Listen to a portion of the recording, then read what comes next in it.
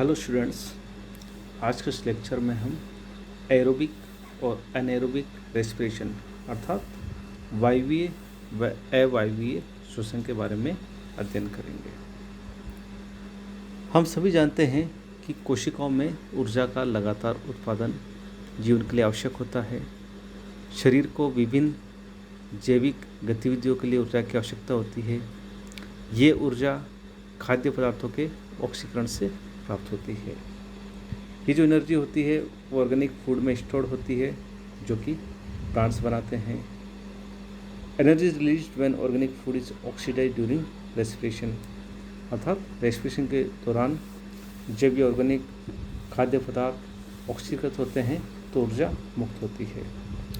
इस प्रकार जो भोजन में पोटेंशियल एनर्जी होती है वो काइनेटिक एनर्जी अर्थात स्थितिक ऊर्जा गतिज ऊर्जा में कन्वर्ट होती है। और इस प्रकार ये एनर्जी विभिन्न प्रकार की वाइटल एक्टिविटीज़ जैसे ग्रोथ, रिप्रोडक्शन आदि के लिए यूज की जाती है। तो हम बात करते हैं रेस्पिरेशन की। तो रेस्पिरेशन वो फिजियोकेमिकल प्रोसेस है जिसके फलस्वरूप वायुमंडलीय ऑक्सीजन द्वारा ऑक्सीडेशन द्वारा कॉम्प्लेक्स ऑर्गेनिक सब्सटेंसेस जो होते हैं यानी जो जटिल कार्बनिक पदार्थ होते हैं उनको सिंपल सब्सटेंसेस में ब्रेकडाउन किया जाता है और इसके फलस्वरूप स्टेप वाइज एनर्जी मुक्त होती है। अर्थात श्वसन व भौतिक रासायनिक क्रिया है जिसमें बाह्य वायुमंडल की ऑक्सीजन शरीर के अंदर कोशिकाओं तक पहुंचाई जाती है तथा ऑक्सीजन भोजन का ऑक्सीकरण कर ऊर्जा विमुक्त करती है तथा इसमें उत्पन्न CO2 शरीर से बाहर निकाली जाती है या ऊर्जा उत्पादन के लिए पाचन से प्राप्त उत्पादनों का विघटन किया जाता है। हम जानते हैं कि फोटोसिंथेसिस द्वारा जो प्लांट्स होते हैं वो अपना भोजन बनाते हैं और फोटोसिंथेसिस का जो प्रोसेस होता है उसके दौरान जो पादप होते हैं वो CO2 तथा जल के उपयोग के द्वारा ग्लूकोज का निर्माण करते हैं और इसके लिए सनलाइट की आवश्यकता होती है। तो ये सूर्य की ऊर्जा होती है, ये इस प्रकार खाद्य पदार्थों में ट्रैप हो जाती है और ऑक्सीडेशन के फलस्वरूप यही ऊर्जा मुक्त होती है जो कि विभिन्न प्रकार की गतियों के लिए आवश्यक होती है। अब हम बात करते हैं टाइप्स ऑफ रेस्पिरेशन की अर्थात श्वसन के प्रकार। तो श्वसन को दो प्रकारों में डिवाइड किया जा सकता है। पहला है एरोबिक रेस्पिरेशन अर्थात वायवीय श्वसन। वायवीय श्वसन में ये होता है कि जो ग्लूकोज होता है उसका ऑक्सीडेशन अर्थात ऑक्सीकरण किया जाता है किसके द्वारा? ऑक्सीजन के द्वारा। जो एटमॉस्फेरिक ऑक्सीजन होती है उसके द्वारा उसका ऑक्सीडेशन किया जाता है जिसके फलस्वरूप कार्बन डाइऑक्साइड और जल मुक्त होते हैं। जैसा कि आप इस डायग्राम इसमें समीकरण में आप देख रहे हैं कि ये ग्लूकोज है और ग्लूकोज ऑक्सीजन की उपस्थिति में ये इसका डिग्रेडेशन होता है और CO2 और जल का निर्माण होता है, साथ ही 38 ATP का निर्माण भी होता है। दूसरा जो प्रकार है रेस्पिरेशन का वो है एनाएरोबिक रेस्पिरेशन अर्थात अवायवीय श्वसन। अवायवीय श्वसन में क्या होता है कि जो ऑर्गेनिक फूड होता है, कार्बनिक खाद्य होता है, उसको ऑक्सीजन की अनुपस्थिति में, जो वायुमंडलीय ऑक्सीजन होते हैं उसकी अनुपस्थिति में पार्शियली आंशिक रूप से उसका ऑक्सीडेशन किया जाता है। इसके फलस्वरूप एथिल अल्कोहल और कार्बन डाइऑक्साइड का निर्माण होता है, साथ ही कुछ ऊर्जा भी मुक्त होती है। अब हम बात करते हैं डिटेल में एरोबिक रेस्पिरेशन अर्थात वायवीय श्वसन की। तो जो वायवीय श्वसन होता है वो 4 स्टेप्स में कंप्लीट होता है। जो पहली स्टेप है वो है ग्लाइकोलाइसिस। ग्लाइकोलाइसिस वो प्रक्रिया है जिसके फलस्वरूप ग्लूकोज जो कि 6 कार्बन एटम वाला मॉलिक्यूल होता है उसको 2 पायरुविक एसिड के मॉलिक्यूल में ब्रेक डाउन किया जाता है, तोड़ा जाता है। और ये पायरुविक एसिड होता है, ये 3 कार्बन का मॉलिक्यूल होता है। ये जो प्रोसेस होता है ग्लाइकोलाइसिस का, ये साइटोप्लाज्म में अर्थात कोशिका द्रव्य में कंप्लीट होता है। उसके बाद जो पायरुविक एसिड होता है वो नेक्स्ट स्टेप में जाता है, उसको बोलते हैं ऑक्सीडेटिव कार्बोक्सिलेशन, एसिटाइलेशन। इस प्रक्रिया में जो पायरुविक एसिड होता है वो एसिटाइल को एंजाइम ए में कन्वर्ट किया जाता है।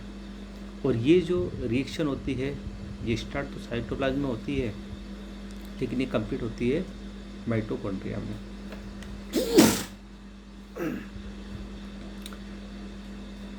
उसके बाद तीसरी स्टेप है क्रेब्स साइकिल। क्रेब्स साइकिल जो होता है उसको हम टीसीए साइकिल या सिट्रिक एसिड साइकिल भी कहते हैं। और ये जो साइकिल होता है ये माइटोकॉन्ड्रिया में कंप्लीट होता है। इसमें क्या होता है कि इसमें स्टेप वाइज जो पायरुविक एसिड जो नेक्स्ट पिछली स्टेप में एसिटाइल कोएंजाइम ए में कन्वर्ट हो गया है उसका ब्रेकडाउन हो जाता है, जिसके फलस्वरूप CO2 मुक्त होती है और जल भी रिलीज होता है। इसके साथ ही ऊर्जा भी मुक्त होती है। उसके बाद स्टेप आती है इलेक्ट्रॉन ट्रांसपोर्ट सिस्टम की, जिसके फलस्वरूप ATP का निर्माण होता है। ये फाइनल स्टेप होती है एरोबिक रेस्पिरेशन की। इसमें क्या होता है कि जो माइटोकॉन्ड्रिया की जो इनर मेम्ब्रेन होती है उसमें इलेक्ट्रॉन ट्रांसपोर्ट सिस्टम जो होता है उसके फलस्वरूप ATP का निर्माण होता है। ये माइटोकॉन्ड्रिया का चित्र है, हम देख सकते हैं। इधर कलर डायग्राम है और इधर एक उसकी कार्ड को दिखाया गया है। इसको हम देखेंगे गौर से तो हम पाएंगे कि जो माइटोकॉन्ड्रिया होता है ये 2 मेम्ब्रेन का बना होता है। एक है आउटर मेम्ब्रेन और दूसरी है इनर मेम्ब्रेन। जो आउटर मेम्ब्रेन होती है वो बाहर की ओर पाई जाती है माइटोकॉन्ड्रिया के, और जो इनर मेम्ब्रेन होती है वो भीतर की ओर पाई जाती है।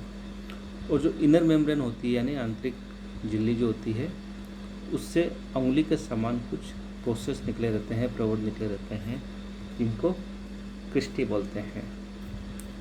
इसके अलावा इसके भीतर मैट्रिक्स पाया जाता है।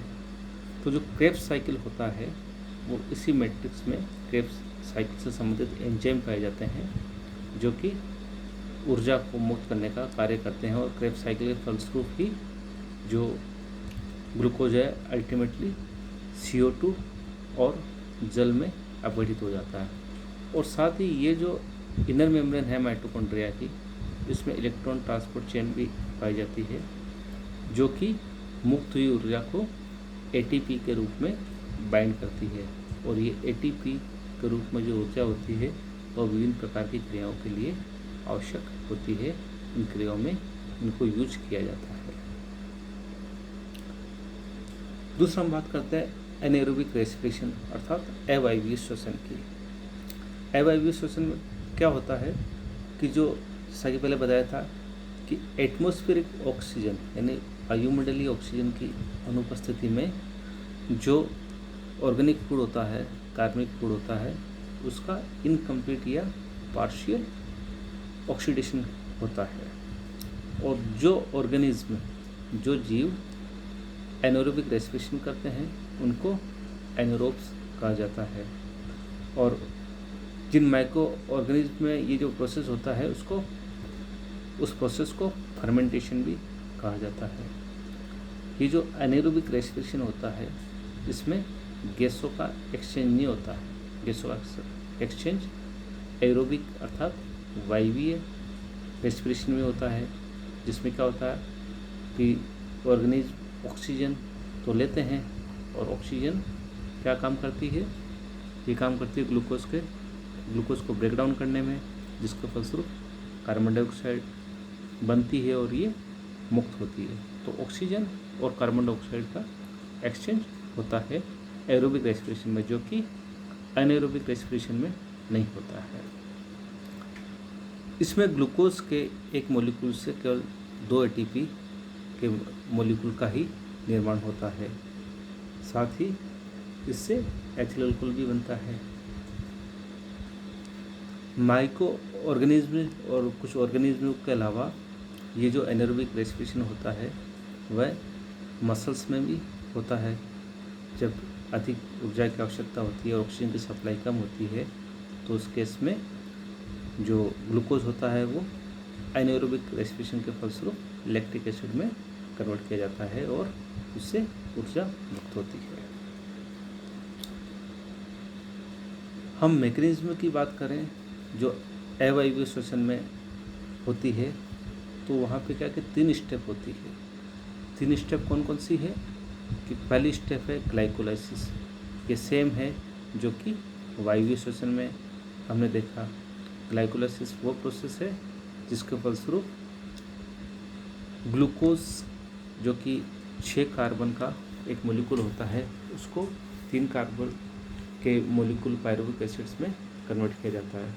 तो एक ग्लूकोज से 2 पायरुविक एसिड के मॉलिक्यूल बनते हैं और ग्लाइकोलाइसिस का जो प्रोसेस होता है ये साइटोप्लाज्म में कंप्लीट होता है। दूसरी जो स्टेप है वो है डी कार्बोक्सिलेशन।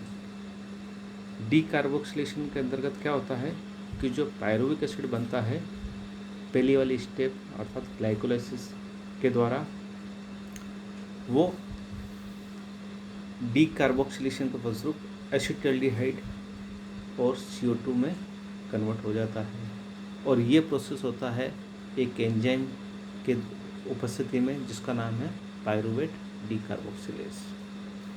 इसके बाद जो तीसरी स्टेप है अवायवीय श्वसन की वो है रिडक्शन। इस स्टेप में जो एसिटाल्डिहाइड बनता है उसको रिड्यूस किया जाता है, अपचित किया जाता है एथिल अल्कोहल और ये जो रिडक्शन होता है अपचयन होता है ये NADH2 के द्वारा होता है। NADH2 से 2 हाइड्रोजन मिलते हैं और जो NADH2 होता है वो कहाँ से प्राप्त होता है वो उसका निर्माण होता है ग्लाइकोलाइसिस के प्रोसेस में जो कि फर्स्ट स्टेप है उसमें। और ये जो रिडक्शन का प्रोसेस होता है ये रिएक्शन होती है ये अल्कोहल डिहाइड्रोजनेज एंजाइम की उपस्थिति में होती है। इसके बाद हम इस टेबल के माध्यम से एरोबिक रेस्पिरेशन और अनएरोबिक रेस्पिरेशन अर्थात वायवीय श्वसन और अवायवीय श्वसन के मध्य कंपेयर करते हैं, तुलना करते हैं। तो पहले हम बात करते हैं एरोबिक रेस्पिरेशन की। तो इसमें मॉलिक्यूलर ऑक्सीजन की आवश्यकता होती है। जब हम अवायवीय श्वसन को देखेंगे तो हम पाएंगे कि इसमें मॉलिक्यूलर ऑक्सीजन की आवश्यकता नहीं होती है। दूसरा, respiratory substrate is fully oxidised अर्थात जो ग्लूकोज जो होता है वो पूर्णतः ऑक्सीकृत हो जाता है, जबकि एनारोबिक रेस्पिरेशन में जो रेस्पिरेटरी सबस्ट्रेट होता है वो इनकम्प्लीटली यानी अपूर्ण रूप से या आंशिक रूप से पार्शियली ऑक्सीकृत होता है। नेक्स्ट, जो वायवीय श्वसन होता है उसका जो एंड प्रोडक्ट होता है वो होता है CO2 और H2O, जबकि अवायवीय श्वसन जो होता है उसमें जो एंड प्रोडक्ट होता है जो लास्ट में जो प्राप्त होता है वो होता है एथिल अल्कोहल और CO2। देन हम वायवीय श्वसन की बात करें तो इसमें एनवायरनमेंट तथा ऑर्गेनिम्स के मध्य गैसों का एक्सचेंज होता है। जैसा कि पहले बताया था, एक्सचेंज क्या होगा कि जो जीव होगा वो वायुमंडल से ऑक्सीजन लेगा और CO2 मुक्त करेगा। किस केस में? वायवीय श्वसन में। लेकिन एनारोबिक रेस्पिरेशन होता है अवायवीय श्वसन, उसमें क्योंकि ऑक्सीजन की आवश्यकता नहीं होती है इसलिए यहाँ पे गैसों का एक्सचेंज नहीं होता है। फिर हम बात करते हैं वायवीय श्वसन की। तो इसमें मेटाबॉलिक वाटर इज फॉर्म यानी इसमें जल का निर्माण होता है। जल का निर्माण क्यों होता है? कि जब ग्लूकोज का पूर्ण ऑक्सीकरण होता है तो CO2 के साथ में जल भी बनता है, जबकि अवायवीय श्वसन में जल का निर्माण नहीं होता है। नेक्स्ट हम इसकी प्लेस की बात करें तो एरोबिक रेस्पिरेशन की वो प्रक्रिया होती है वो साइटोप्लाज्म में और माइटोकॉन्ड्रिया में होती है, अर्थात कुछ रिएक्शंस होती हैं इसकी, जैसे ग्लाइकोलाइसिस वो साइटोप्लाज्म में होती है और जैसे क्रेब्स साइकिल है वो माइटोकॉन्ड्रिया में कंप्लीट होता है। लेकिन हम अवायवीय श्वसन की बात करें तो ये सारी प्रक्रिया साइटोप्लाज्म में ही कंप्लीट होती है। वायवीय श्वसन के फलस्वरूप 38 एटीपी मॉलिक्यूल का निर्माण होता है ग्लूकोज के एक मॉलिक्यूल से। ग्लूकोज का जो एक मॉलिक्यूल होगा वो ग्लाइकोलाइसिस और जब क्रेब्स साइकिल के प्रोसेस से निकलेगा तो अल्टीमेटली लास्ट में वो 38 एटीपी का मॉलिक्यूल प्रोड्यूस देगा। लेकिन जो अवायवीय श्वसन होता है उसमें ग्लूकोज का एक मॉलिक्यूल केवल 2 एटीपी के मॉलिक्यूल ही देता है। नेक्स्ट वायवीय श्वसन की बात करें तो उसमें इलेक्ट्रॉन ट्रांसपोर्ट चेन का इन्वॉल्वमेंट होता है। वो इन्वॉल्वमेंट क्या होता है, ये क्या काम करती है, जैसा भी मैंने बताया था माइटोकॉन्ड्रिया के स्ट्रक्चर में, इलेक्ट्रॉन ट्रांसपोर्ट चेन होता है वो जो मुक्त हुई ऊर्जा होती है उसको एटीपी के रूप में बाइंड करता है। जबकि एनारोबिक रेस्पिरेशन होता है उसमें इलेक्ट्रॉन ट्रांसपोर्ट चेन की आवश्यकता नहीं होती है। तो इस प्रकार हमने देखा है कि एरोबिक रेस्पिरेशन और एनारोबिक रेस्पिरेशन दोनों रेस्पिरेशन के प्रकार है। एरोबिक में ऑक्सीजन की आवश्यकता होती है और एनारोबिक में ऑक्सीजन की आवश्यकता नहीं होती।